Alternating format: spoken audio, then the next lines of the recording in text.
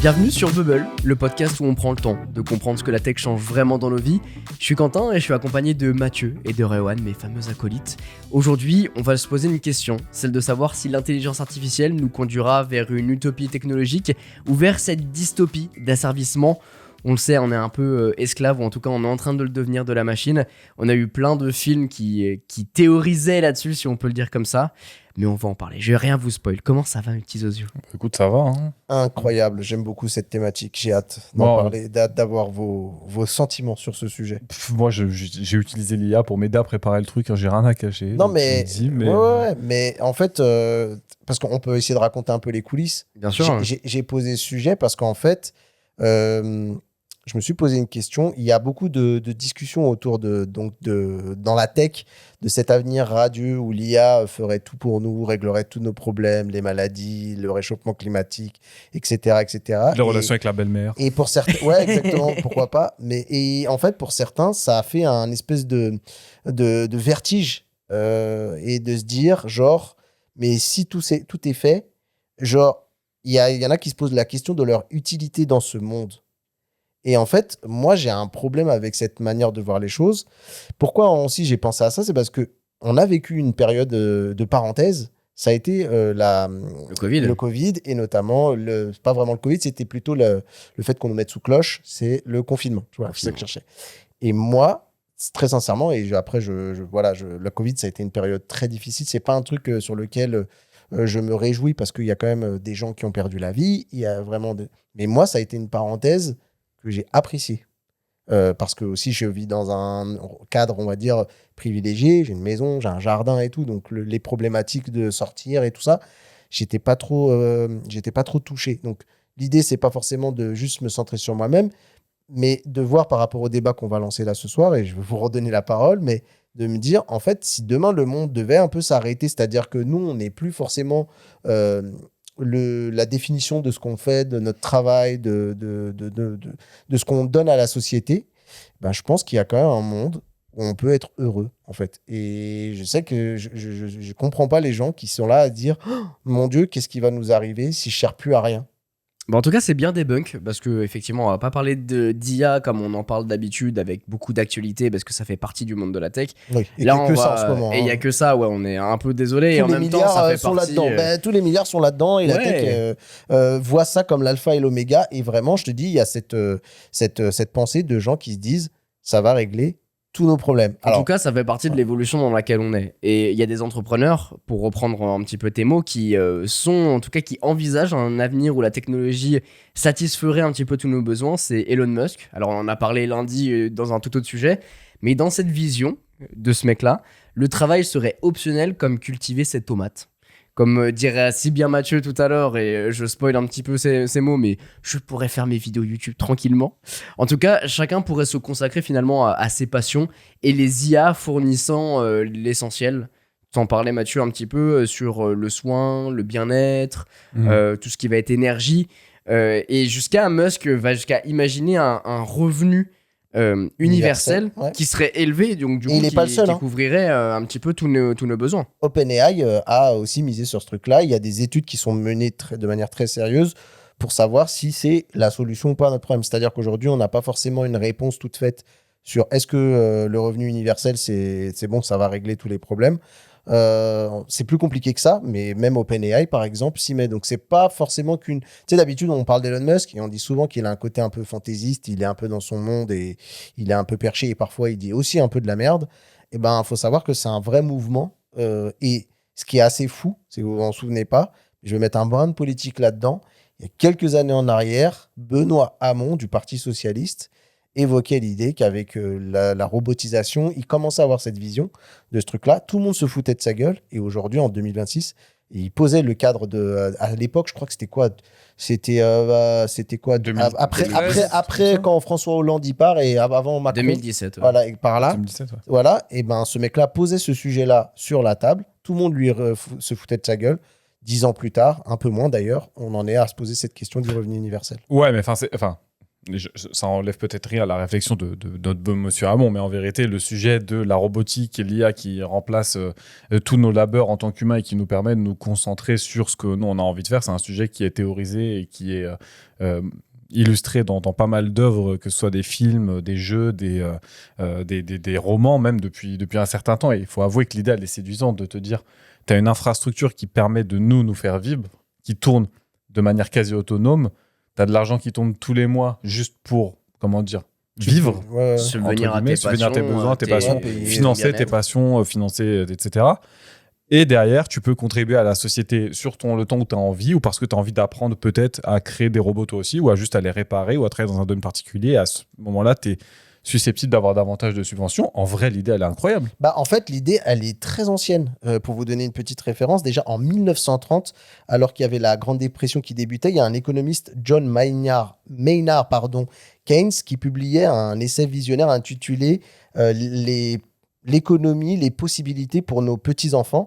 Et lui, il partait justement de ce constat-là, qu'avec l'augmentation du niveau de vie qui est 4 à 8 fois supérieur, et aussi avec tous on va dire, la technologie qui viendrait venir soutenir un petit peu le travail, soulager pas mal de choses, et lui, il estimait qu'un jour, on aurait une semaine de travail de 15 heures ou des quarts de 3 heures.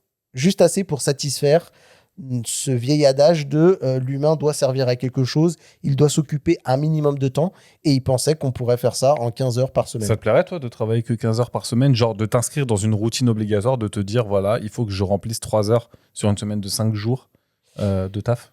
Écoute, je pense que puisqu'on met les pieds dans le plat, moi, je suis un peu le partisan. Alors, encore une fois, on va dire qu'on met ce sujet-là sur la table aujourd'hui, c'est pas une croyance. Moi, je crois pas que l'IA va résoudre tous nos problèmes. J'aimerais, hein. En vrai, je suis le mec qui aimerait qu'on règle le problème du réchauffement climatique. C'est une croyance, mais une croyance honnête. Non, mais on va dire... C'est un espoir plutôt. Non, on va dire c'est un rêve, tu vois. C'est vraiment plus... On est plus dans le délire du rêve, parce que c'est un peu, pour moi, la même chose que la paix dans le monde. C'est-à-dire que demain, si plus personne n'a de problème, il y a presque plus de raisons, il y en a quand même, mais il y a presque plus de raisons de se foutre sur la gueule. Tu veux dire, outre tous les métaux rares qu'il faut aller chercher pour alimenter, créer tous ces systèmes, toutes les connaissances, donc les esprits qu'il faut aller chasser dans les autres pays, mais si toutes les énergies qu'il va falloir récupérer, etc. pour alimenter. Si demain, tu as les robots qui sont capables d'aller faire ce travail-là pour nous, d'aller dans l'espace, comme par exemple Musk le pense, et d'aller chercher des matériaux pour tout ça, moi, je suis vraiment, quand j'ai posé ce sujet-là sur la table, c'était vraiment dans l'optique de dire que tous ces trucs-là, ils sont résolus. Il n'y a plus de pays, c'est juste à une... J'ai un bouquin, si vous voulez, à vous proposer là-dessus, qui s'appelle L'Utopie de Thomas More, et je vais revenir même encore plus loin, ça a été écrit en 1500. C'est un bouquin qui a été écrit en 1516, qui raconte justement la promesse d'un bonheur collectif, et souvent du coup payé au prix d'un assujettissement. Putain, c'est assujettissement. Exactement, ce mot, j'arrive pas à le sortir de... Assujettissement. De tous les instants, du coup, et surtout des individus, en d'autres termes, un monde parfait qui pourrait exiger de nous une soumission totale. Et ça a été écrit en 1500. Ouais, alors il n'y a pas la notion de technologie derrière. Il n'y a pas la notion de technologie, 21e exactement. Siècle.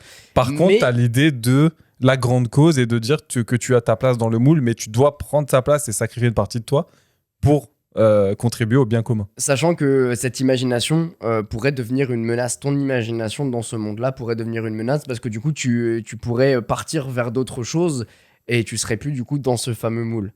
Putain, ça me rappelle Equilibrium, moi. Rien à voir. Tu l'as vu, Equilibrium avec... Ouais, je l'ai vu. Bien sûr, avec Christian Bale.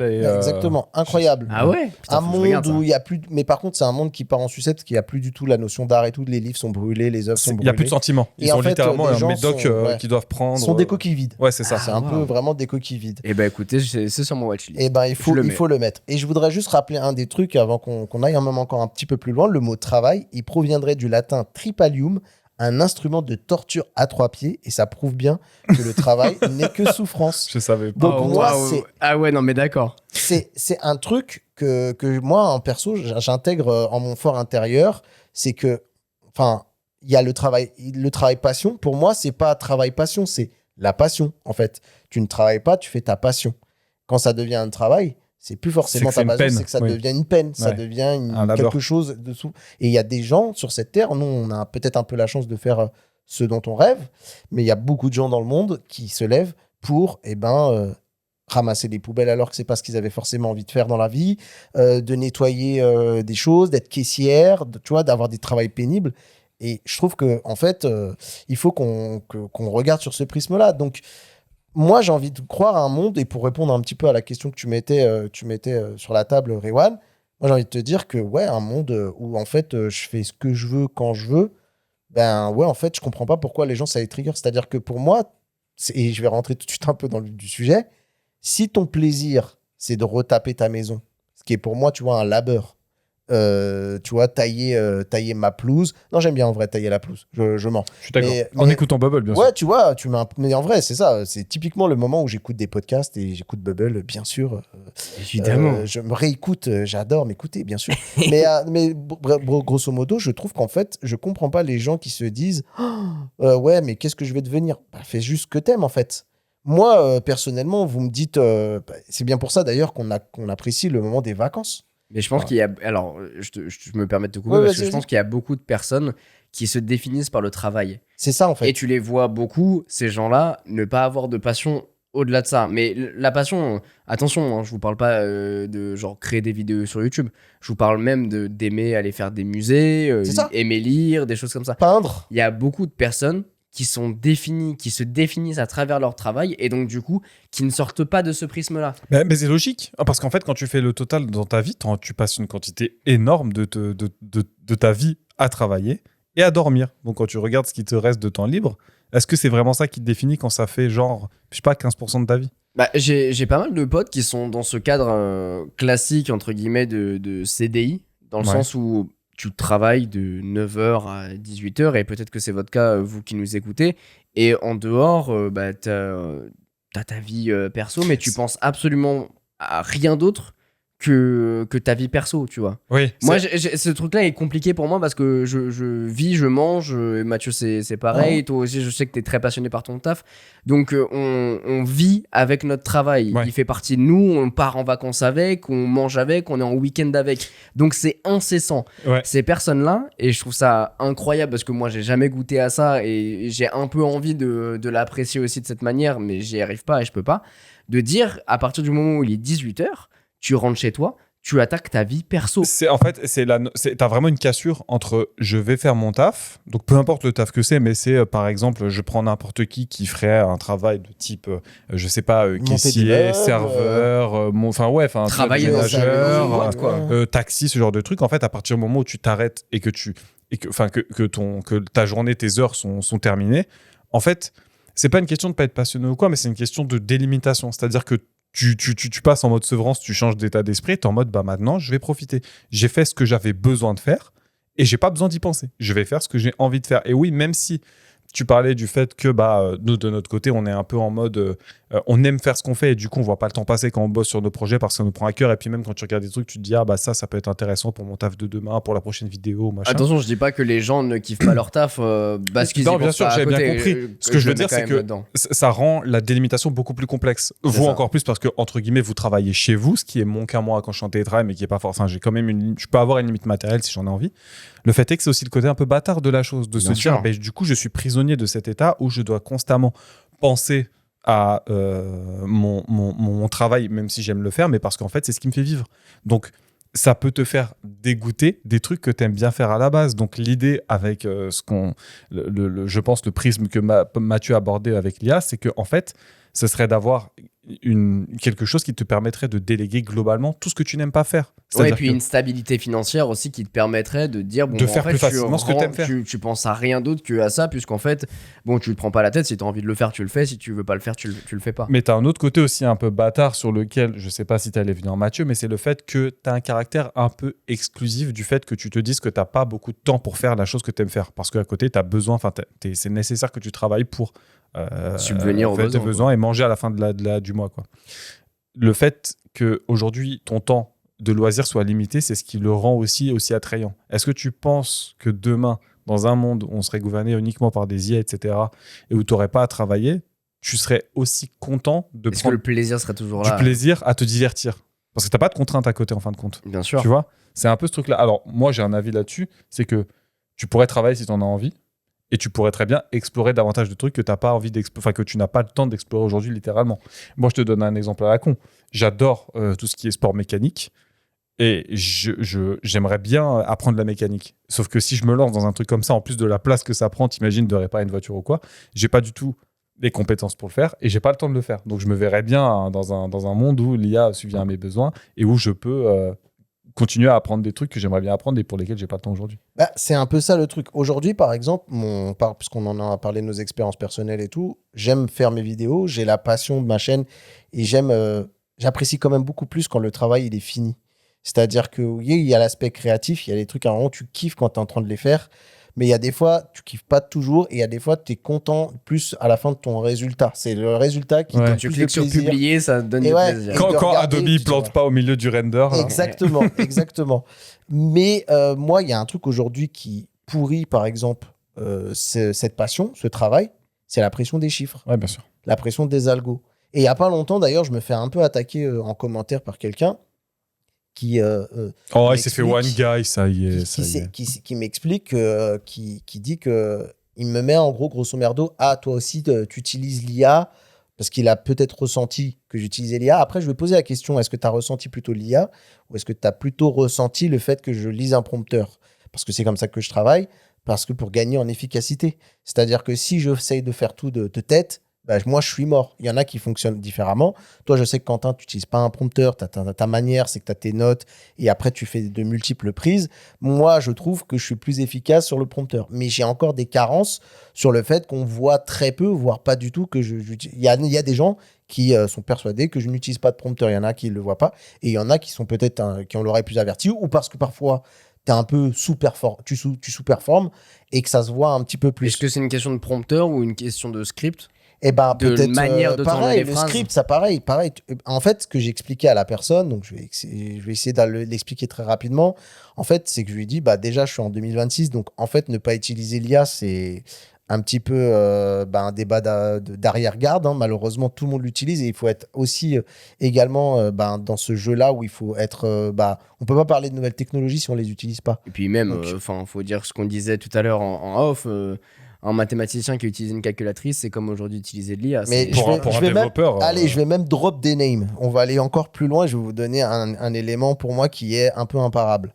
Tu prends un créateur de contenu qui est très, très, très connu, très coté dans son domaine. Tu prends un mec comme Nota Bene, que je suis et que j'aime beaucoup. Ben, Nota Bene, il se fait des fois écrire ses vidéos où il les écrit avec des co-auteurs. Bien sûr.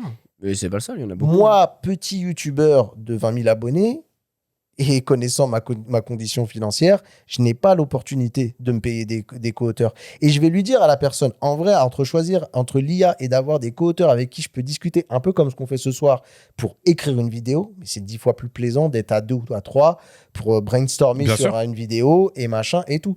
Mais moi, je n'ai pas cette capacité-là. Et le problème aussi, c'est que là où je pense, où il met le doigt sur un truc qui est intéressant, c'est pas pour jeter forcément l'opprobre, il y a un truc qu'il faut qu'ils comprennent, c'est qu'aujourd'hui, on est pressionné par l'algo. Et moi, par exemple, on en parlait, je suis un peu dans un couloir parce que je sais que ça va pas durer. Là, tu as vu, je t'en ai parlé, je suis un peu euphorique parce que je suis dans un couloir de Prime où j'ai une montée exceptionnelle sur les abonnements, les vues, etc. Il y a eu cette petite bouffée. Et moi, il faut savoir que ça fait des mois, voire des années que je suis en train de bosser pour essayer de vivre de ce truc-là. Et j'ai besoin de ces trucs-là pour pouvoir essayer d'atteindre cet objectif. Là où je suis d'accord, mais c'est qu'on est pressionné par les algorithmes et par les courbes. Alors, bien ou pas bien, c'est une chose, mais quoi qu'il en soit, c'est que c'est la réalité. Moi, aujourd'hui, je ne vis pas de mon travail. Donc, je suis encore dans la phase où je dois essayer d'en vivre. Donc, quoi qu'il en soit, je n'ai pas le choix. C'est-à-dire que moi, là, la courbe, je l'ai déjà vue. Hein. Elle a commencé à descendre. Ça y est, la phase de hype sur une ou deux vidéos que j'ai faites, ça y est, la hype commence à descendre.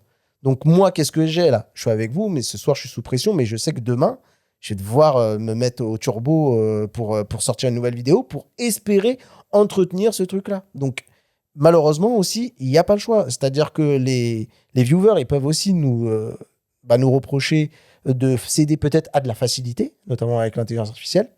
Mais c'est en même temps eux qui conditionnent ce fait-là, en plus, bien sûr, de l'algorithme de YouTube qui a toujours cette entre la carotte et le bâton, tu vois, pour te faire avancer. Ce qui est sûr, c'est qu'il faut savoir utiliser les outils qu'on a à notre disposition. Et l'avantage, et tu le disais très bien, c'est que l'IA, tel un ChatGPT, un Gemini, tel qu'il est conçu aujourd'hui, c'est un peu comme si on discutait avec un collègue Bien sûr. de travail. Donc, Sachant ce que sont nous, les on fait parties un créatives ou de script, de rédaction, de brainstorming. Et nous, ce travail, pour certains, il y en a qui utilisent GPT de manière très basique, c'est-à-dire ils ouvrent ChatGPT, ils posent une question ou ils demandent une tâche.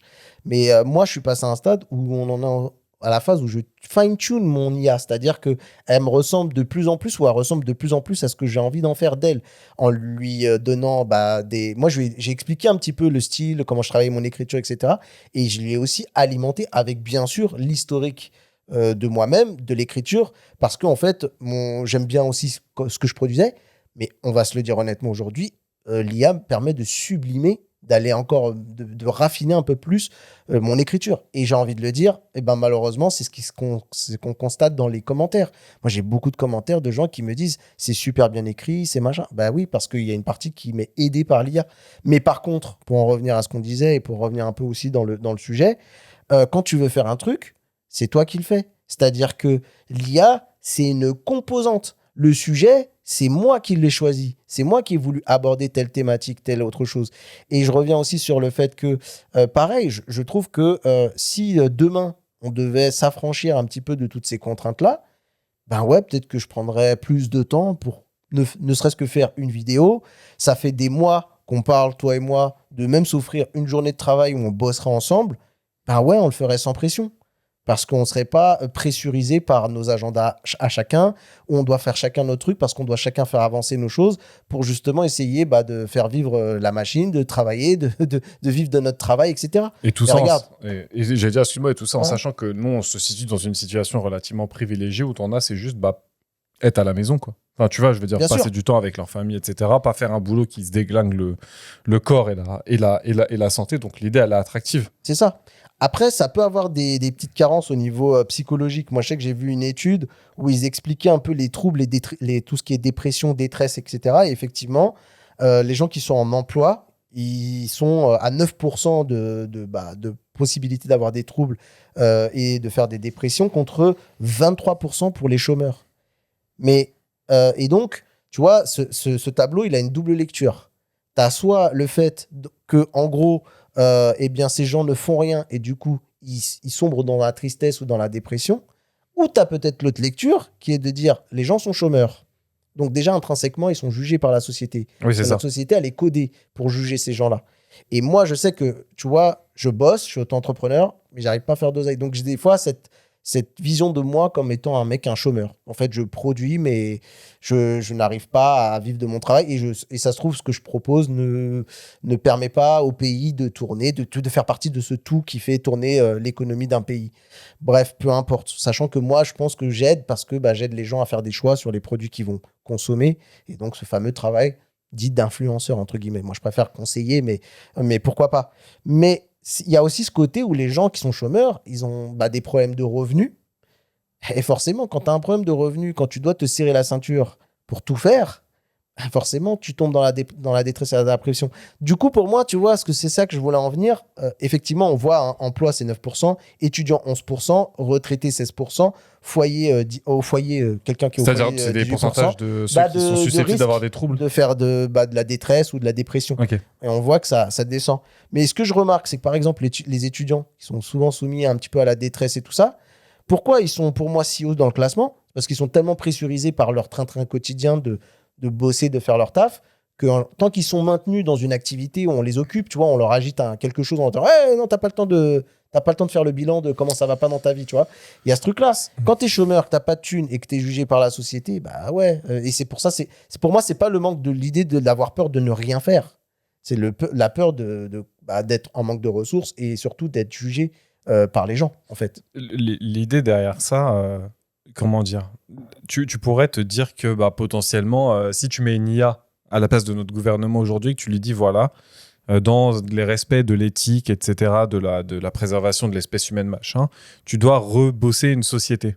Tu dois rebosser un gouvernement, tu dois mettre en place un système qui, comment dire, qui bénéficie à tous les êtres humains peut-être qui donne davantage à ceux qui essayent de contribuer à l'amélioration de la société, mais que de base, tout le monde doit avoir, tu sais, doit être égal et avoir les mêmes chances de réussir un monde un peu parfait dans le sens plutôt de gauche, tu vois, c'est-à-dire revenu universel, même possibilité que tout le monde, Partage pas de des favoritisme, richesses, partage voilà. des richesses, mais pourtant, tu peux quand même davantage gagner si tu es prêt à mettre davantage de ta personne pour améliorer, tu vois, pour contribuer à la société Bah, autrement que juste faire ce que tu aimes faire. T'as raison. Déjà, Tu pour vois. moi, il y a ce truc-là quand même qui est important que tu dis, c'est que malgré tout, on pourra jamais arriver à un monde égalitaire dans le logiciel dans lequel on est actuellement.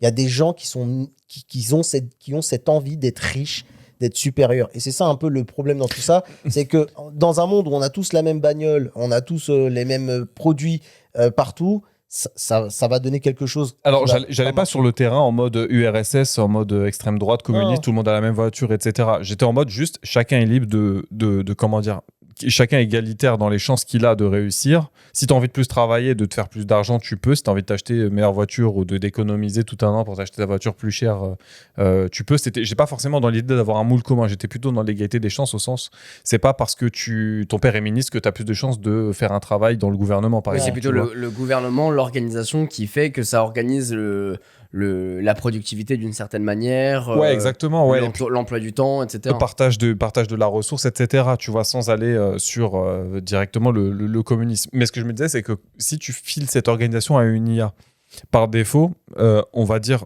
outre les instructions que tu lui donnes, elle n'a pas spécialement d'intérêt propre. Parce elle va parler comme un humain, elle va te renvoyer l'image d'un humain, elle va communiquer avec toi, mais elle n'a pas de sentiment. Donc, elle n'aura pas peut-être l'envie de certains comment dire de membres haut placés, de grands chefs d'entreprise, de grands milliardaires, etc., de davantage faire bénéficier leur patrimoine ou le patrimoine de leurs copains, tu vois. Donc elle, son objectif, ça va être de faire en sorte que la société tourne et qu'elle tourne bien selon les critères qu'on lui a donnés. Oui, c'est Potentiellement. algorithmique, c'est cadré. C'est algorithmique, c'est cadré, et c'est surtout, c'est pas sentimental et c'est pas, comment dire, c'est pas soumis à l'interprétation de quelqu'un et sous réserve que ça puisse. Parce que si demain, l'IA, tu lui dis, je te donne tous ces critères, c'est quoi la bonne solution? Elle va peut-être te dire, mais la bonne solution, c'est que vous créez un gouvernement avec des gens qui sont sur tel critère, tel critère, tel critère, mais mettez pas une IA au gouvernement. Tu vois? Elle pourrait agir contre Bien ses sûr, intérêts. ouais. Parce qu'elle n'aurait pas cette notion de merde, on m'a offert la possibilité de gouverner et de me pérenniser quelque part. Mais dans les instructions qu'on m'a données, ce n'est pas la meilleure option. La meilleure option, ce serait ça. Chose qu'aujourd'hui, c'est compliqué à un humain de faire. Tu vois, si tu vas dire à Elon Musk, puisqu'on parlait de lui, aujourd'hui, tu n'es plus en capacité de diriger Tesla, de diriger X, de diriger truc, machin. Pour le bien de tes sociétés, il faut que tu t'éloignes des médias, que tu t'éloignes des sociétés-là, etc. Il va pas le faire. Parce que c'est sa boîte, parce qu'il aime ça, parce que je suis fondamentalement convaincu que c'est quelqu'un qui aime être devant les médias, qui aime, tu vois, un petit peu cet aspect un peu épicé Ouais, de qui la aime com briller. et tout. Et que donc, même si c'est pas bien pour sa boîte, bah lui, c'est ce qu'il aime faire. Donc, il n'y a pas de raison qu'il le fasse, tu vois. Et ouais, vas-y, pardon. Et j'allais dire, Vas-y, pardon. Vas-y, pardon, c'est moi. Pourquoi est-ce que je vais sur ce terrain-là? C'est de se dire, la notion que tu donnais de aujourd'hui, de pourquoi est-ce que les gens se retrouvent dans certains états de détresse, particulièrement les étudiants qui sont pour moi encore un cas qui est encore plus compliqué, puisque maintenant tu as même des étudiants qui ont des masters qui n'arrivent plus à trouver de taf en sortant d'études, ce que je trouve parfaitement incompréhensible. C'est que structurellement, tu as, comme tu l'as dit, des biais en disant aujourd'hui, ce que tu qualifies d'un chômeur, donc un sans-emploi qui bénéficie d'un revenu solidaire, c'est quelqu'un qui est automatiquement pointé du doigt en disant toi, tu es une nuisance, etc. Sauf que je suis convaincu qu'il y a effectivement des profiteurs dans notre société, mais il y a aussi des gens qui ont besoin de ça, de ce temps-là, parce qu'ils ont perdu un emploi ou alors ils ont besoin d'une pause. Et que ce truc-là leur permet d'avoir une pause, d'avoir un temps pour se dire je ne vais pas bien, je me reprends, je réalise un projet à côté, que ce soit pour moi ou pour quelque chose d'autre, mais j'ai besoin de cet argent que j'ai cotisé, puisque je l'ai cotisé quand j'ai travaillé, pour avoir ce temps mort, pour mieux rebondir par la suite, tu vois. Et je pense que si aujourd'hui on avait un modèle qui soit fait par une IA ou pas, mais qui soit plus soucieux de ce que les gens ont envie de faire et qui donne davantage de chances, et surtout qui soit moins dépendant des affinités de tout et chacun et qui sont un peu plus objectifs, je pense que ça pourrait nous bénéficier en tant qu'espèce et en tant qu'humain. Mais pour ça, est-ce que on serait prêt à sacrifier une partie du jugement qu'on se fait de la société et du monde dans lequel on vit à une IA qu'aujourd'hui on ne comprend pas. Et une IA, encore une fois, c'est un sens large. C'est quelle IA? Est-ce que c'est OpenAI, ChatGPT, Mistral, tout ce que tu veux? Je ne suis pas certain qu'on soit prêt à franchir le pas, et je ne suis pas certain que même si on nous trouve la solution toute trouvée aujourd'hui, on veuille s'engager dans cette direction. Alors aujourd'hui, l'IA, par exemple, elle permet... Il y a des débats sur le fait de moins travailler, on en parlait. L'IA, elle, relancerait plutôt le débat en disant c'est plutôt de travailler autrement ou redistribuer les gains d'automatisation et surtout éviter que les seuls détenteurs d'algorithmes captent la valeur. Ce qui est aussi important, il faut bien comprendre que c'est pas juste une machine ou les gens qui la gèrent qui ont le pouvoir, Exactement. en quelque sorte. Exactement, on parlait, la dernière fois on avait fait un épisode un peu intéressant, je crois que c'était il y a 3 semaines, un truc comme ça, sur notamment les biais des IA, c'est-à-dire que quand tu as une IA, oui, tu parles à ChatGPT, à un modèle open source et tout, mais il y a une société, il y a des gens qui bossent sur ce modèle-là, il y a des intérêts plus grands que nous aujourd'hui, qui ont plus intérêt à ce qu'on pousse plutôt ce genre d'information plutôt qu'une autre, parce que ça sert les intérêts globaux d'un pays ou d'une société. Pour ça, j'ai 2 visions à vous partager. Le scénario un petit peu optimiste, utopiste dont on parlait au début. L'IA produit abondance et plus de productivité pour qu'on puisse vaquer à nos occupations. On réduit du coup le temps de travail, on vit mieux et on consacre plus de temps à la créativité, à la famille, au sens même d'être être humain, de profiter de ce qu'on a autour, de voyager si on a envie. Le deuxième scénario, un peu moins fameux, c'est le scénario dystopique, où l'IA concentre du coup la valeur, quelques acteurs contrôlent les infrastructures, la semaine courte devient un privilège, et les autres deviennent assistés du système. La semaine courte, on n'en a pas encore parlé, mais c'est vrai que c'est quelque chose qui est de plus en plus mis en place dans certains pays. Par exemple, il y a des expériences qui ont été menées au Royaume-Uni par 4 Days Week Global. Donc en fait, tu passes ta semaine, c'est une semaine de 4 jours. Ouais. Il y a 61 entreprises qui l'ont faite sur 2900 employés. 92% ont décidé de continuer après le test.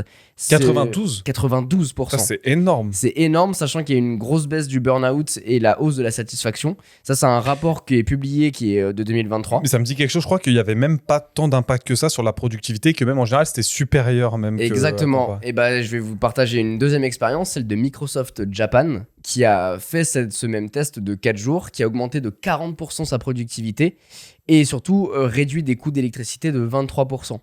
Je peux vous partager une autre expérience en Islande de 2015 à 2019 qui ont mené cette même étude. En fait, cette semaine de 4 jours, pour les gens, ça concentre le savoir et les capacités de l'être humain à être actif, à être surtout productif, à un laps beaucoup plus court. Et surtout, on sait que derrière, on va pouvoir se concentrer à d'autres choses. Et en ça, on gagne vachement en productivité. Et c'est moins dur, c'est comme la sieste tactique le midi. Exactement. Une petite demi-heure, tu t'assoupis comme ça, t'es frais pour le reste de ton après-midi. Alors que si t'es un peu fatigué, t'as le coup de barre après manger et que tu te fais pas ta petite sieste, potentiellement t'es fatigué jusqu'à 16 heures, le temps que ta digestion avance un peu, quoi. D'autant plus qu'aujourd'hui, on a des outils qui nous permettent de le faire, de gagner en productivité. On parlait de ChatGPT. Il y a des études, par exemple le London School of Economics, qui a conclu que l'utilisation d'outils comme ChatGPT, justement, permet à un employé de gagner environ 7,5 heures de travail productif par semaine. Putain. Donc c'est quand même, assez énorme. C'est une journée. Et il y a même des dirigeants comme Bill Gates qui en déduisent que la durée légale du travail pourrait fondre et du coup tendre vers ces 4 jours, voire même moins, anticiper une semaine à 2 jours dans moins de 10 ans grâce à l'automatisation qu'on pourrait avoir. On parlait même de robotique lundi, il y a plein d'utilisations qui sont... Oui, parce que l'IA, c'est qu'un maillon, en fin de compte, dans la chaîne de l'automatisation. Ouais, c'est ça. Et quand on parle aujourd'hui de l'abondance dans cet épisode, on parle aussi de robots qui seront pilotés du coup par l'IA et qui feraient des tâches laborieuses pour nous. En fait, on parle du tangible et de l'intangible. C'est-à-dire que tu as les robots qui seraient globalement le bras armé, si tu me permets l'expression, de l'IA et qui permettraient d'asseoir sa volonté ou en tout cas le rôle qu'on lui a donné dans le monde matériel, quoi. Exactement. Mais c'est intéressant ce que tu racontes parce qu'aujourd'hui, on est dans un narratif, quand tu regardes un petit peu les médias et autres, qui est tout l'inverse. Moi, j'ai vu un changement qui m'a un peu complètement rendu ouf. C'est qu'on est passé de grands débats sur les chaînes de télé, les chaînes d'information, il y a peu, où on était dans le Covid, dans le confinement, et on sortait de tout ça, et les gens commençaient ayant goûté au confinement, au fait de ce qui est important entre l'équilibre entre la vie professionnelle et la vie personnelle, il y a eu cette espèce ils appelaient ça le quit, ils appellent ça en anglais, et c'était genre la grande démission. La grande démission, ouais. voilà. Moi, apparemment, j'ai même été un peu dans cette mouvance-là parce que je pars à peu près dans cette période-là. C'était pas forcément Pour dû les à la mêmes raisons, ouais. mais c'était un peu ça. C'était Oui. un peu ça parce que j'étais plus non plus très satisfait par le cadre qui m'était offert dans mon travail, par la hiérarchie, par Ouais, mais t'as pas Bah, réagi vis-à-vis du non, phénomène. non, C'était déjà réfléchi depuis un moment. Alors, c'était un peu dans ma tête et qu'en fait, après, c'est via des discussions, via un pote qui me dit, bah, il faut que tu le tentes. Tu fais ça depuis longtemps à côté. Tu vas le regretter un peu, genre, peut-être tu peux le regretter toute ta vie de pas avoir essayé de t'être lancé pleinement là-dessus. Mais je trouve qu'on est passé de ce sujet-là à aujourd'hui, t'écoutes les chaînes info en continu. Franchement, la France travaille pas assez. Vous êtes. Pourquoi, limite, on en est presque à dire, mais pourquoi les week-ends? Mais pourquoi les gens, ils suent pas du sang et des larmes? Supprimer Et, des jours fériés. On est Voilà. dans la culpabilisation du travailleur moyen. Voilà. Faut plus travailler, faut aider la France, faut serrer un peu la ceinture, faut... Alors après, je sais Alors qu'on que a tu as un les- rapport qui a été publié, excuse-moi, Ouais, cette vas-y. semaine de Bercy qui disait que tu avais 13 000 millionnaires en France qui payaient pas d'impôt sur le revenu. Voilà.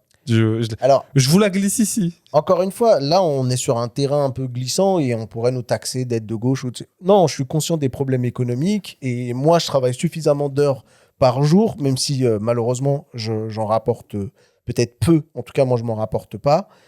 Je sais quand même ce que c'est que de pas compter ses heures et de travailler H24. Mais par contre, ben, je trouve que en fait, c'est quelle société on veut. Est-ce qu'on veut pressuriser de plus en plus les gens jusqu'à ce qu'ils craquent? Est-ce qu'on veut ne plus prendre soin, par exemple? Et c'est ça un peu la promesse de cette tech. C'est pour ça que moi, je la regarde avec des yeux un petit peu qui brillent. C'est que si demain ce monde, il existe, écoute, je ferai ce que j'ai envie de faire. J'irai faire de la vidéo, j'irai faire de ceci, cela. Et quand j'aurai fini peut-être ce que j'ai envie de faire et on va se dire, bah, t'as tout fait et tu vas te faire chier.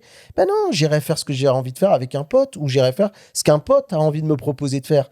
Et je pense que, tu vois, si on n'a plus cette pression de se dire, bah, il faut pouvoir ramener de l'argent pour payer son crédit, son loyer, ses courses, ses machins et tout. Ben non, mais en fait, même quand en fait, l'humain, il est animé par le désir de faire des choses, d'accomplissement. On a un désir d'accomplissement. Et donc, je comprends pas les gens qui... Et je comprends, je comprends pas et je comprends dans le sens où c'est le logiciel dans lequel on nous a formaté, on nous a dit, le monde, c'est travail pour obtenir ce que tu veux. Travail, Et famille, travail patrie. dur, voilà, et machin. Et voilà, et ne rechigne pas à la tâche. C'est un peu ça, le monde dans lequel on est. C'est juste qu'en fait, c'est un monde, le monde qu'on nous vend là, avec ces IA utopiques et ce monde utopique, il est tellement à l'encontre de notre logiciel que forcément, si ça devait arriver, encore une fois, je mets vraiment des grandes guillemets, il y aurait de la casse. Parce que tout le monde n'est pas préparé à ça. Et Après, forcément, il y aurait de la casse. Tu reprends le narratif de Quentin sur la partie dystopique de demain, une IA qui gouverne le monde et tout. En vrai, il y a 5 sujets sur 6 sur lesquels tu es déjà dedans. Hein. Il y en a beaucoup. Les milliardaires qui bénéficient de davantage de temps, enfin les plus privilégiés qui bénéficient de davantage de temps, les infos qui sont véhiculées, qui sont régies par globalement des grandes entités commerciales, machin, c'est un peu cyberpunk, parce que cyberpunk a la volonté d'accentuer un peu ces mauvais côtés-là. Mais en vrai, je suis désolé, on est déjà un peu dedans, quoi. Mais en même temps, si on fait rapidement juste notre autocritique, en vrai, pour l'instant, il y a des humains qui nous gouvernent. Mais en ce moment, avec tout ce qui se passe, on voit que ces gens, ils sont déconnectés et que parfois, ils trempent dans des choses, tu vois. Ouais, mais sont ça va assez tellement flippants. vite. Tu Alors- vois, tu peux pas demander à tout le monde de tout comprendre. Même nous qui utilisons ces outils comme ça au quotidien, c'est tellement vertigineux ce que tu peux faire avec et la manière dont ça fonctionne que... Surtout la manière dont ça peut évoluer ou ça va évoluer. Ouais, Moi- et je pense que, pardon, je t'ai Non, un vas-y, peu vas-y, hijack ton pardon. propos, mais les gens, pour moi, qui essayent de régir le monde du numérique aujourd'hui ne sont pas des gens issus de la culture, j'allais dire la culture geek, mais de la culture même du numérique, qui sont pas capés pour comprendre ces enjeux-là au-delà d'enjeux économiques. Tu vois? Je suis d'accord. Après, moi, j'allais carrément du côté gouvernemental, gestion tu vois, des pays, etc. Je trouve que c'est presque un peu hors de propos de juger une IA. Et attention, moi, c'est pas forcément mon souhait qu'une IA nous dirige. Mais en vrai, quand on regarde, on a des humains qui nous dirigent. Et en fait, le résultat, il est pas beaucoup mieux, en fait. Parce Ça que- dépend du quel côté de la barre tu te trouves, mais oui, je suis d'accord avec toi. parce que l'humain est faillible, tu vois. Écoutez, je peux vous proposer de dresser la liste de ce qui nous différencie vraiment d'une IA, un humain versus une IA. Est-ce que finalement c'est si probant que ça? Et surtout, qu'est-ce qui va nous rester bientôt? Parce qu'on voit que ça se développe beaucoup, on en parle toutes les semaines, on est vachement proactif sur le sujet et ça peut peut-être péter. Mais en tout cas, je vous propose de dresser la liste et on en discute. Aujourd'hui, l'IA, elle dépasse l'humain sur la production, sur la mémoire, le calcul, la création technique, mais pas sur la conscience, l'essence, l'expérience. Alors, est-ce que la vraie valeur humaine, elle se bascule pas vers l'être? L'être avec... c'est un petit E, mais on va dire avec un grand E. À ce jour, on n'a aucune preuve scientifique qui démontre qu'un système d'IA possède véritablement une conscience subjective. Les IA, elles manipulent des symboles statistiques, des 1 et des 0 finalement. Rien ne prouve qu'elles ressentent. Si demain elles ressentent, est-ce que ça change les choses? Ça voudrait dire qu'on est pour la première fois en face d'une autre intelligence qui n'est pas humaine et qui est dotée de conscience. Donc je pense que tu bascules dans des scénarios type... En vrai, ça me rappelle Detroit Become Human, le jeu vidéo. Ouais. L'ère d'Ultron aussi, Avengers. Ouais, mais Detroit Become Human... Enfin, je vois ce que tu dis avec Ultron, mais Detroit Become Human se concentre vachement sur cet aspect-là. Ouais, en fait, c'est des IA. Elles sont bridées pour être juste au serviteur et puis du jour au lendemain, elles sont débridées. Et elles ont la même forme que nous, machin, mais elles sont visiblement dotées de sentiments, de conscience, chose qu'on n'avait pas programmée au départ. Mais est-ce que ça les rend moins humains ou est-ce que ça les rend en tout cas inférieurs à nous? Est-ce que c'est pas pour autant qu'on peut vivre en harmonie? Ça, j'ai envie de te dire. Est-ce qu'on est sur un pied d'égalité, tu veux dire, ou alors l'humain doit toujours rester t'as l'homme et sa création. Mais est-ce que l'homme est au-dessus de sa création? Tu vois, je veux dire, ou est-ce qu'il va pas se laisser dépasser, ou est-ce qu'il est prêt à accepter le fait que il a créé littéralement quelque chose qui pourrait être plus intelligent que lui et qu'il le verrait du coup pas comme une menace. Je pense que c'est subjectif comme question. Pour l'instant, on est tout en haut de la chaîne alimentaire. Qu'est-ce qui se passe si demain c'est plus nous et que c'est quelque chose qui est au-dessus? Encore une fois, c'est un sujet qui nous dépasse et sur lequel j'ai pas forcément de réponse. Et encore une fois, je suis pas forcément pro IA surtout. Je pense que moi, l'IA, il faut vraiment le voir comme un outil. Il faut le considérer comme tel. Et juste essayer de temps en temps d'avoir sa propre autocritique et sa propre conscience des faiblesses pour justement en faire quelque chose qui va nous augmenter. Et je vais aller même plus loin dans le raisonnement que tu viens de donner, c'est aujourd'hui, beaucoup critiquent l'IA à juste titre comme étant quelque chose qui, en même temps nous aide, mais en même temps nous rend un peu débiles, dans le sens où on délègue parfois des raisonnements un peu basiques qu'on pourrait discuter avec quelqu'un d'autre, avec un expert, etc., au profit d'une IA. On va en parler de ça, ouais. Justement, que ce soit dans le domaine du médical, etc. Aujourd'hui, cette puissance, on la donne de notre plein gré. C'est-à-dire qu'on va volontairement voir ChatGPT pour lui dire hey, j'ai mal à la gorge, j'ai un peu de fièvre, qu'est-ce que ça pourrait être, qu'est-ce que tu me conseilles, sachant que la pharmacienne elle est fermée, on est dimanche, je vais dire ça pourrait être un rhinopharyngite, machin, mets-toi au chaud, fais-toi une tisane, machin. Alors déjà, en plus du fait qu'on le savait déjà, globalement, on l'a demandé à une IA pour se rassurer, mais c'est comme quand tu tapais sur Google j'ai mal au dos, tel truc, et Google j'ai disait, un point rouge sur le bras. T'as un cancer, c'est fini, c'est fin de carrière, c'est ciao, dans 3 jours, t'es foutu.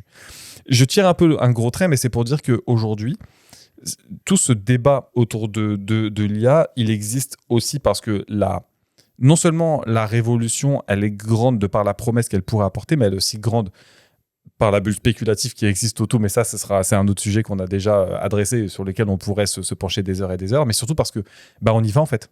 Parce que les gens se connectent à ces services-là, que les gens les utilisent. Donc, c'est un peu comme le sujet des pay-to-win à l'époque des microtransactions. Quand tu as le putain de cheval doré qui a apparu sur The Elder Scrolls Oblivion, qui disait « Ouais, paye 2 € pour avoir le skin du cheval doré », tout le monde a chié dessus. N'empêche que ça s'est vendu à des milliers d'exemplaires, ce truc de con.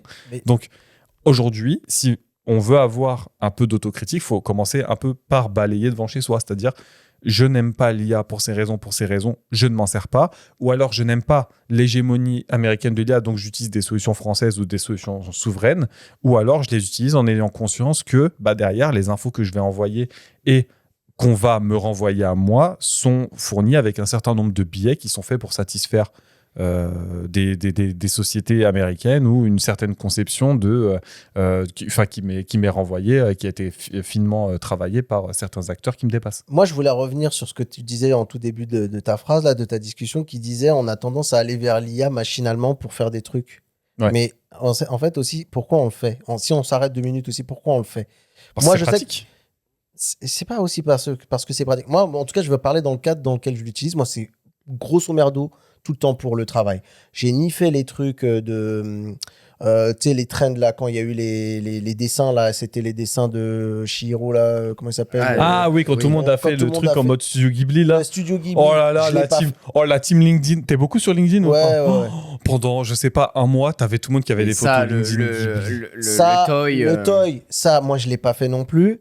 Bref, c'est pas pour dire que je suis meilleur qu'un autre. Mais ça, c'est un truc de boomer un peu. Hein. Je suis désolé, hein, je prends la parole là-dessus 2 secondes, hein, mais je pense que toi, t'étais pas dans cette catégorie. Pour moi, on est dans le même niveau que, tu vois, pareil, là, le skin du cheval, c'est-à-dire que tout le monde s'est moqué, mais grosso merdo, un peu tout le monde l'a fait. Et en vrai, moi, j'ai pas de jugement de valeur vis-à-vis de ça. Ah, moi, j'en ai. Si les gens veulent le faire, tant mieux. Moi, perso, vraiment, l'IA, c'est un truc.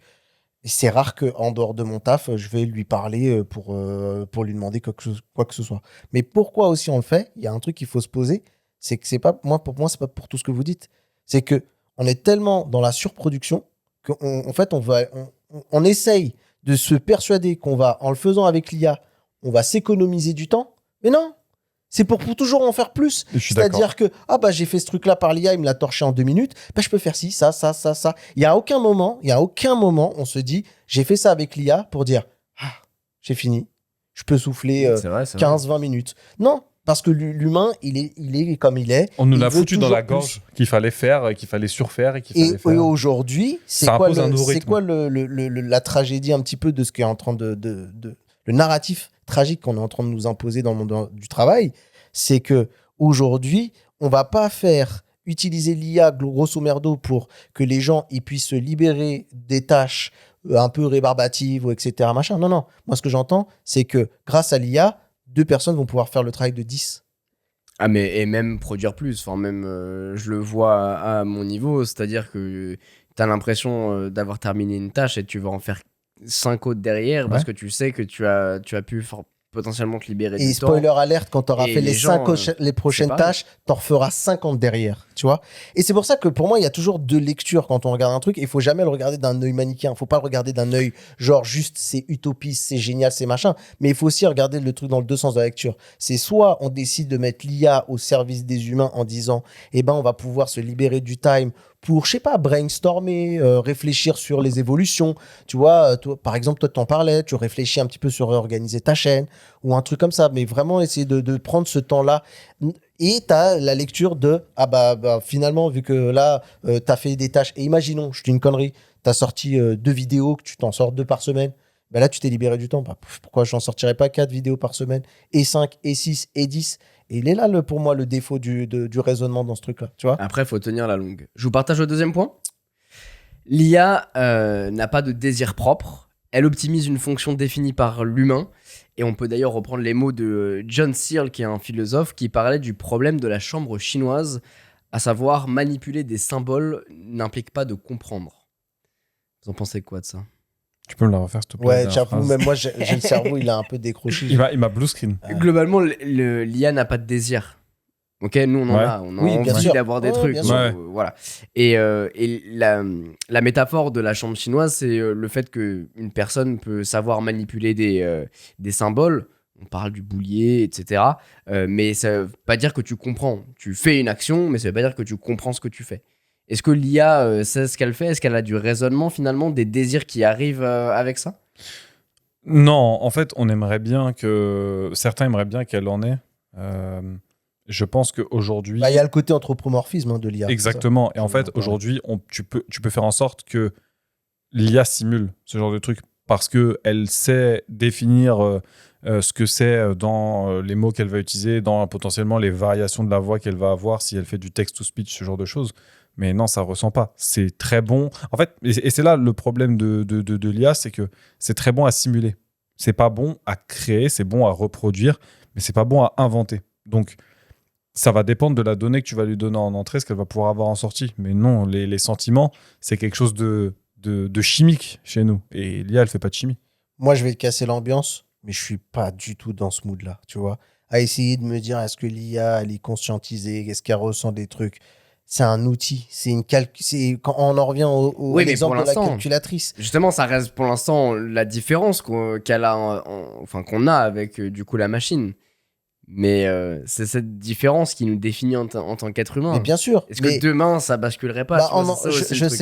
je sais pas. Et j'attends de voir les gens qui sont censés être compétents pour me prouver que ça existe. Pour moi, c'est des machines. Je les vois comme des machines, ni plus ni moins, qui m'aident à faire du travail. Encore une fois, moi, le problème que j'ai avec ça, c'est que on a un formidable outil qui devrait nous permettre de pouvoir libérer du temps pour sortir entre potes, pour s'occuper de nos anciens, pour prendre du temps. Moi, je me souviens d'une époque, je vais faire mon vieux con, mais où parfois, bah, j'étais avec des personnes âgées, des fois, j'avais pas spécialement envie, mais il suffisait qu'elles commencent à me raconter un petit peu leur histoire, leur époque, de comment ils ont vécu. Ça, c'est des trucs qu'on perd parce que finalement, moi, aujourd'hui, j'en suis là à me dire qu'est-ce qu'il faut que je fasse pour qu'aujourd'hui, ma chaîne continue de performer, de machin, parce que j'en suis encore un peu dans cette urgence. Je suis plus dans l'état tu vois, je prends toujours du plaisir. Je veux pas donner l'impression que je prends toujours du plaisir à brainstormer, à savoir qu'est-ce que je vais créer, qu'est-ce que je vais proposer à mon audience demain. Mais aujourd'hui, je suis plus dans la course au time et cette IA, elle est censée m'aider là-dessus. Et après, de me dire, est-ce qu'elle demain, elle va être consciente qu'elle va pouvoir me dire à quel point elle-même ou machin, ou tu vois. Moi, en vrai, je te jure, ça me. Je ne juge pas ces gens-là parce que pour moi, ceux qui parle comme ça à une IA, c'est qu'il y a un problème derrière. Il y a un truc, il y a une carence. Je pense aussi le problème enfin le côté urgentiste que tu peux avoir, et ce qui est, je pense, le cas avec beaucoup de créateurs de contenu, et les gens doivent comprendre aussi, c'est que notre métier, c'est le fait d'être visible et le fait de sortir des trucs régulièrement. Ce que d'autres personnes n'ont pas forcément. Enfin, je prends l'exemple d'un auteur, il va écrire un livre, dès qu'il a terminé son livre, c'est fini. Alors après, il y a la tournée, il y a les signatures, Ouais, les les rencontres dédicaces, les du machins. public, c'est comme faire un film. Mais La promo, quoi. il y a toujours une phase d'écriture, une phase de publication, une phase d'après de promotion. Quand Et t'es après, sur les réseaux, il y a une pause même pour il y a une pause aussi même pour l'écrivain et il y a- qui se dit vers quoi je pars, tu vois. exactement. Le prochain projet. Où on peut parler des musiciens, tu vois, qui Ouais. sont un peu dans cette même vague. Mais il n'y a pas ce truc de tu fais une vidéo, tu publies, tu travailles sur l'autre. Tu publies, tu travailles sur l'autre. Tu publies, tu travailles sur l'autre. C'est un travail constant, et donc en fait, c'est pour ça aussi, et je reprends les termes qu'on avait au début de la conversation, que il n'y a jamais de repos le dimanche, il Non. n'y a jamais de repos pendant les vacances, il n'y a jamais de repos, tu penses toujours à l'après. Je vous aborde le dernier point qui englobe plusieurs. Le fait que l'IA, du coup, peut produire des images originales, de la musique, des scripts, du code, mais selon la définition académique dominante, à savoir la psychologie de la créativité, du coup, implique l'originalité, la valeur contextuelle et l'intention consciente que n'a pas, du coup, pour l'instant, l'IA. Ce qui nous différencie, du coup.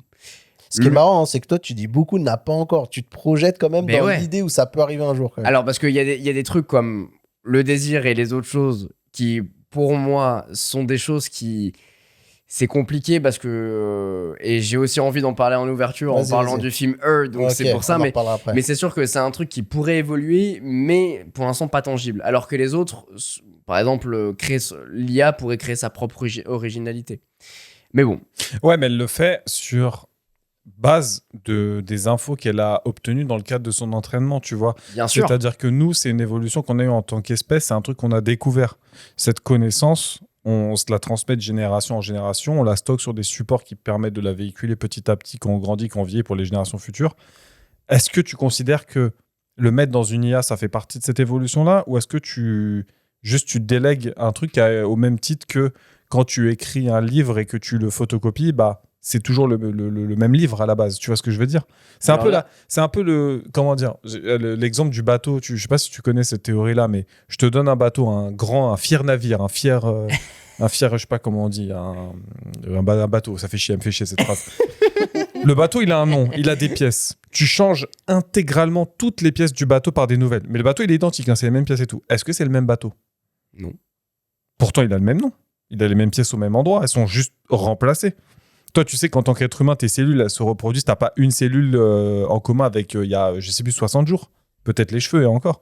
Pourtant, tu es le même être humain, tu as les mêmes pensées, etc. Donc, est-ce que tu considères que les infos que tu vas donner à l'IA, elles t'appartiennent encore, ou est-ce que la manière dont elle va les transformer, c'est encore ta pensée ? Pour moi, c'est plus ma pensée, c'est l'IA qui l'interprète, et c'est en ça que je parlais de l'originalité, c'est que effectivement, elle a une base de données, mais je pense, et pour l'instant, elle n'est pas capable de le faire. Mais je pense que demain, elle sera capable de par ce qu'elle a connu et de par ce qu'elle apprend par elle-même, créer sa propre originalité, sa propre histoire. De par des accessoires qui vont lui permettre de voir le monde, de par les connaissances qu'elle aura acquises. Et du coup, elle va créer sa propre petite conscience qui pourrait grandir, discuter avec d'autres machines, d'autres choses et fleurir, quoi. L'IA, elle paraît humaine parce qu'elle est le reflet de tout ce qu'on y met sur Internet. Ah bah ça, c'est sûr. Que ce soit le meilleur de ce qu'on peut offrir à Internet comme le pire. Et donc, en fait, ce qu'on a en face de nous, c'est un réplica de semblant d'humain.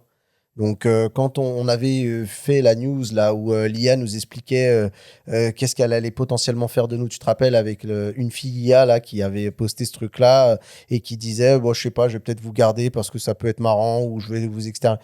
Tout ça, en fait, ça reflète tout ce qu'on a mis dans nos peurs, nos craintes de la technologie, comme ce qu'on y peut y mettre de meilleur. Et en fait, pour moi, c'est limite presque un encyclopédie qui va aller piocher dans ses pages pour faire quelque chose de cohérent pour que nous, on ait l'impression d'être satisfait par rapport à la demande. La demande initiale, c'est un humain qui l'a fait et qui demande que feras-tu des êtres humains ? Elle va piocher là-dedans, elle fait un méli-mélo et elle balance un truc. C'est peut-être même d'ailleurs pour ça que pour moi, le test les plus intéressants pour vérifier un petit peu cette théorie-là, c'est de refaire l'expérience, je sais pas, 5 minutes après et voir si la réponse, elle est toujours plus ou moins identique.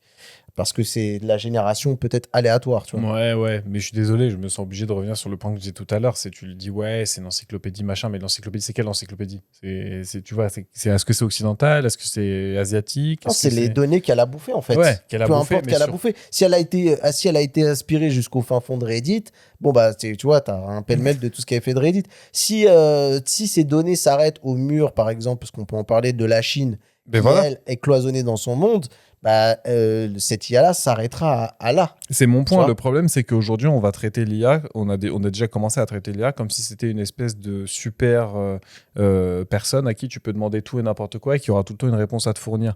Le problème est que bah déjà, c'est un biais de base qu'on a dans notre utilisation à partir du moment où tu la considères comme telle. Et en plus, dans la manière dont elle a été entraînée par les données qu'on lui a filées, par la manière qu'elle se doit de te répondre, tu peux pas la considérer comme étant une source objective d'information ou une source universelle, objective Non. et comment dire, et omnipotente, tu vois. Parce qu'elle a ce qu'on a de mieux, c'est-à-dire qu'on a, dans tout ce méli-mélo, il y a peut-être la bonne réponse à ta question, comme il peut y avoir la réponse farfelue. Tu parlais de la santé, elle peut te sortir un cas académique d'une étude de médecine pour expliquer un problème que tu lui auras posé, comme elle peut aller avoir pioché dans Doctissimo, tu vois. Encore une fois, on en revient au même travers, tu vois. C'est ça. Mais tu voulais nous continuer sur cette histoire-là de la suite, parce que je t'ai un peu coupé dans le... Non, bah, je Dans voulais le- juste finaliser avec le fait qu'effectivement, l'humain se décompose et surtout se différencie essentiellement par le fait de l'anatomie, la biologie, le fait que bah, un humain, ça se maintient en vie, ça a des besoins. Et Pour certains, effectivement, pour certaines croyances, il y a l'âme aussi, tu vois. il y a l'âme. On a une âme et que, Tout à fait. que Tout à l'IA fait. n'en a pas. L'instinct de survie, et puis après les autres choses qui sont la recherche de sens, la narration personnelle, l'expérience du doute, aussi de l'angoisse, de la mort, toutes ces choses-là.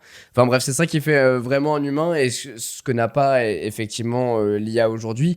Et c'est là où je voulais faire un petit parallèle avec la pop culture et le film Her, si vous l'avez pas vu, avec Joaquin Phoenix, où justement la fiction, bah, vous le savez, essaye toujours de dépasser un petit peu, d'anticiper en tout cas ce genre de dépendance technologique. Et ce film, si vous l'avez pas vu, je sais que vous c'est le cas. Non, je l'ai pas vu. Tu l'as pas vu ? Non, je l'ai pas vu. Ah, tu bah l'as pas vu c'est Ouais, intéressant. faut mettre dans ta wishlist. Ça.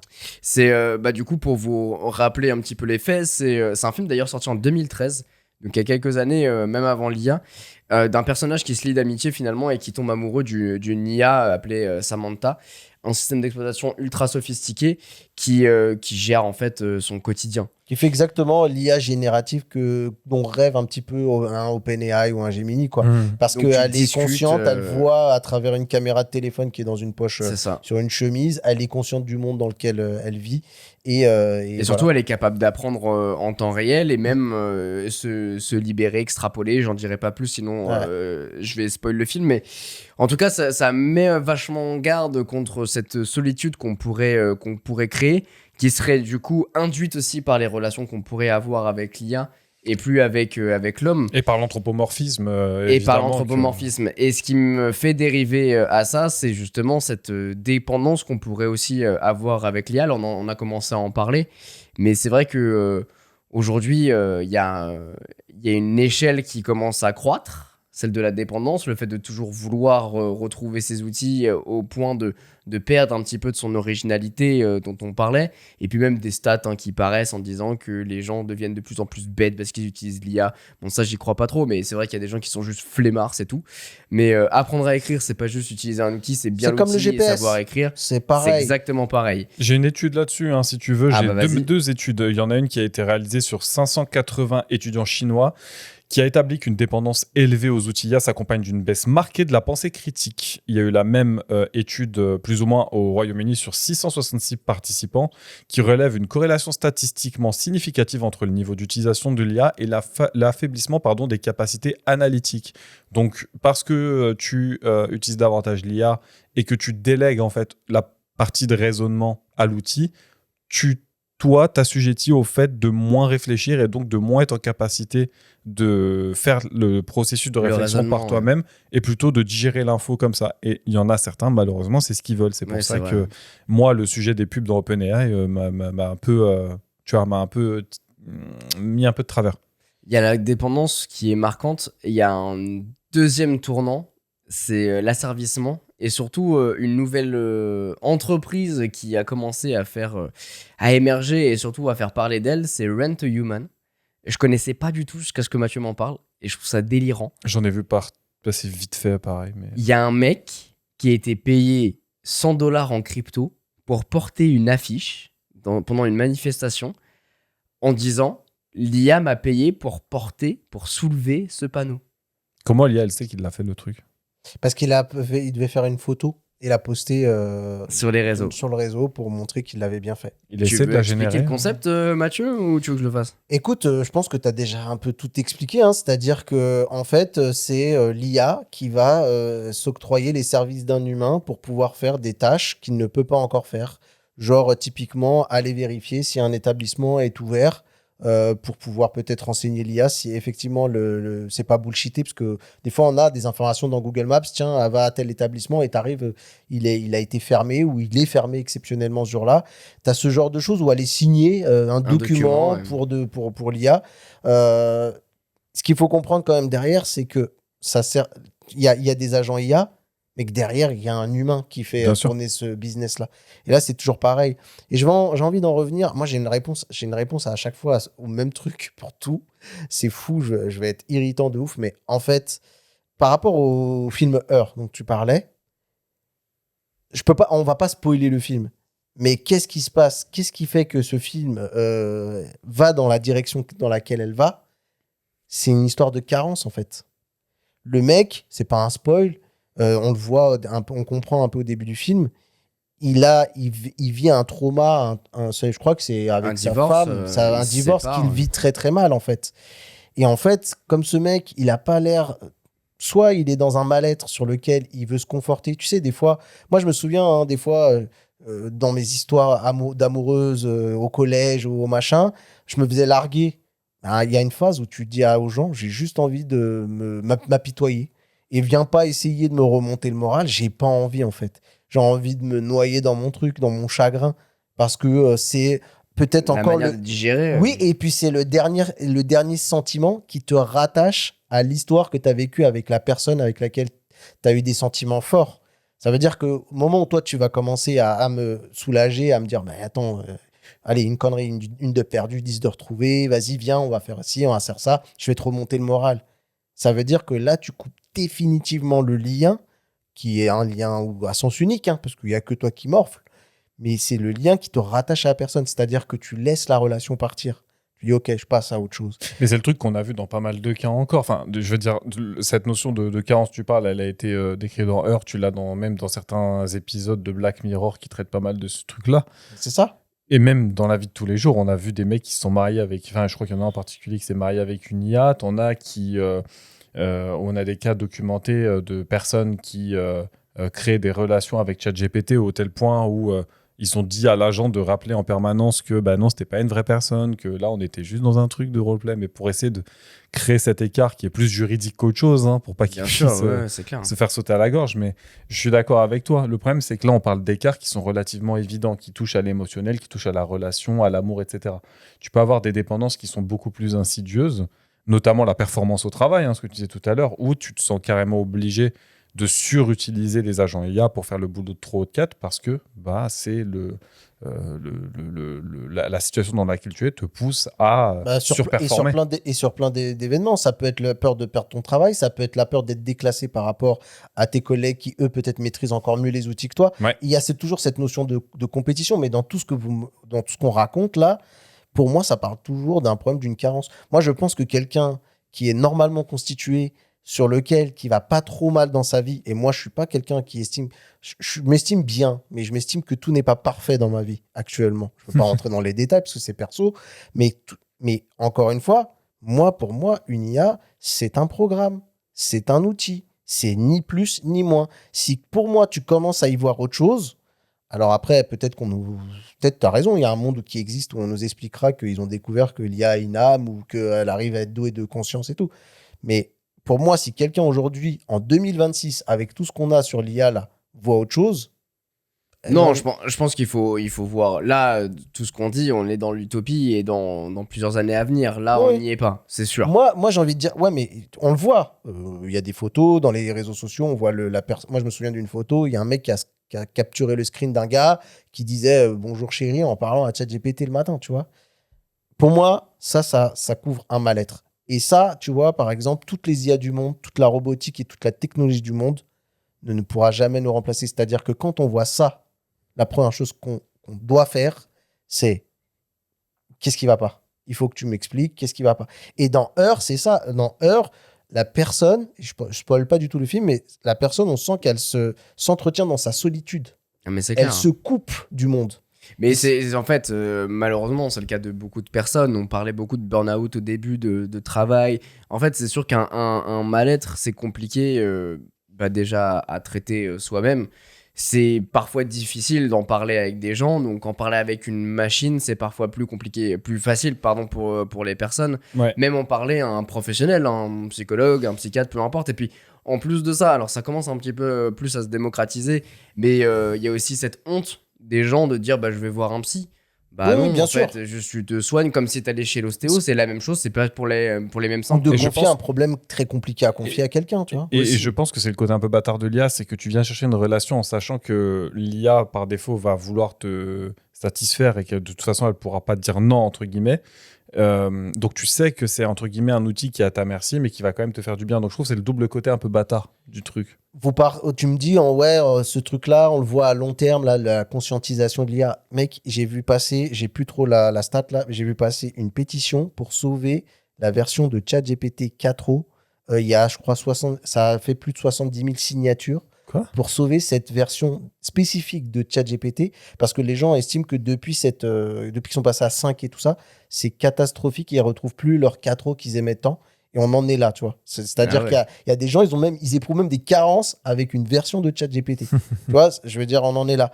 Et pour en revenir à la situation du travail et potentiellement de la peur d'être, on va dire, d'être asservi par l'intelligence artificielle, moi, personnellement, si l'IA me demande de faire une tâche, par exemple, parce que ça va être une tâche qui va faire avancer le problème de réduire le problème du réchauffement climatique ou autre, et que l'IA propose une solution que aucun humain ou autre n'a pu mettre en place, si c'est un truc qui va aller dans le truc, ok. Mais encore une fois, il faut toujours garder cette espèce de recul. C'est-à-dire que là, actuellement, pourquoi l'autre, elle a été faire la pancarte, la personne, elle a été se foutre la pancarte? Parce que là, il y a un phénomène de mode, il y a un truc c'est clair, de c'est pour le ouf, buzz. que tu sais que quand tu vas le faire, tu vas être repris dans tous les médias du monde. Bien sûr. Voilà, mais je pense qu'à un moment ou à un autre, j'espère que nous, on a ce qu'on appelle notre libre arbitre, et qu'au moment où on va voir un petit peu le côté très... pas stupide, mais le truc très, voilà, qui n'a ni queue ni tête. Médiatique. Ouais, risible de faire cette chose-là. Encore une fois, si c'est toujours pareil, c'est qu'est-ce qu'on me demande, qui me le demande et qu'est-ce que ça implique. Voilà, effectivement. Donc, c'est compliqué. Mais quoi qu'il en soit, je trouve que ce genre de choses-là, quoi qu'il en soit, il faut que ça serve dans le bien.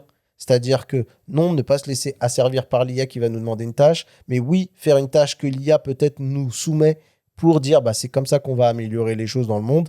Et pareil, faire utiliser l'IA dans notre quotidien pour dire je vais utiliser l'IA pour réduire le nombre de tâches que j'ai à faire dans ma journée, pour pouvoir prendre du temps pour aller voir une personne âgée qui est seule chez elle, voir si ça va bien, que d'aller voir un pote, dire bah tiens, on va profiter, on va sortir, on va faire ça. Franchement, je trouve que le confinement, pour moi et pour pas mal d'entre nous, parce que je suis pas le seul à le dire, il y a certains qui l'ont vécu comme un cauchemar, et ça, malheureusement, bah, j'en suis le premier triste pour eux. Mais tu as beaucoup de gens qui ont vécu cette parenthèse comme un moment où, tu vois, moi j'en étais au stade où je mangeais dans mon petit balcon là. J'avais un petit balcon, je mangeais le midi. Tout d'un coup, mec, je me dis, putain, j'avais jamais entendu les oiseaux. Putain, les oiseaux piaillent de ouf. Et limite, ils font beaucoup trop de bruit. Mais ça a été un moment suspendu, magique de dire, franchement, j'ai l'impression de faire corps avec la planète. C'est-à-dire que nous, les humains, on fait ni trop de bruit, on prend ni trop de place, et on n'est pas là en train de tout polluer, et il n'y a juste pas de voiture, il n'y a juste pas de bruit, et c'est génial. Moi, j'ai une petite recommandation, si vous nous avez écoutés jusque-là, déjà merci. Ouais. Sur le sujet de... je vais pas trop vous spoil, je vais essayer de tourner le truc de manière à ce que ça vous donne envie d'y aller, mais sans avoir nécessairement trop d'infos sur le tenant et les aboutissants du truc. Si vous avez su jusque-là, en vrai, vous êtes sûrement avec votre téléphone dans la poche, vous l'ouvrez et vous tapez Universal Paperclips sur Google. Et le premier, normalement, ça va être un espèce de petit jeu incrémental. Donc, vous voyez ce que c'est Cookie Clicker, par exemple, un peu dans le même style. Et l'objectif, il est simple, c'est de fabriquer des trombones. Aussi simple que ça. Je vous invite à le faire et à le faire jusqu'au bout. C'est un truc, ça tourne même en arrière-plan. Vous mettez, vous faites les petites actions qu'ils vous demandent. La fin est très intéressante. J'en dis pas plus. Je vous invite vraiment à le faire. J'ai entendu parler de ce truc-là. Parce que ça va vous faire conscientiser un certain nombre de choses, notamment vis-à-vis de l'IA. J'en ai jamais entendu parler, je vais le faire aussi. Bon, en tout cas, utopie ou dystopie, je vous laisse me répondre directement et nous répondre dans la bulle vocale. Partagez-nous un petit peu votre vision, vos pensées. Merci d'avoir passé ce moment avec nous dans Bubble. À très vite. Ciao, ciao. Ciao.